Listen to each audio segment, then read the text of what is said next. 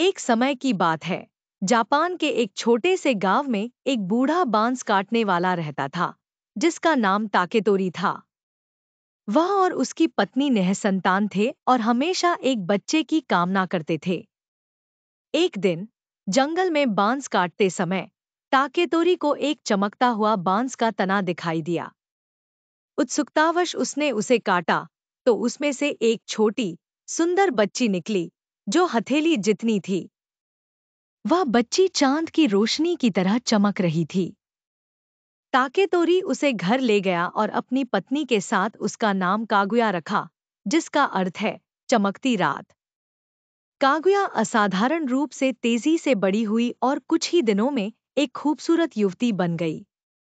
उसकी सुंदरता की खबर पूरे देश में फैल गई और कई राजकुमारों ने उससे विवाह करने की इच्छा जताई। लेकिन कागुया ने सभी को असंभव कार्य दिए, जैसे स्वर्ग से रत्न लाना या ड्रैगन का सिर काटना। कोई भी सफल नहीं हुआ, क्योंकि कागुया किसी से विवाह नहीं करना चाहती थी।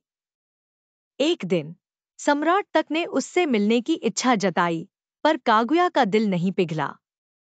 फिर एक पूर्णिमा की रात कागुया ने अपने पालक माता पिता को बताया कि वह चंद्रमा की बेटी है और उसे वहां लौटना होगा।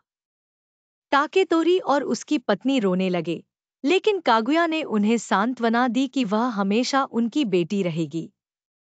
उसने एक पत्र और अमरता का अमृत छोड़ा, फिर चंद्रमा के दूतों के साथ स्वर्ग की ओर चली गई।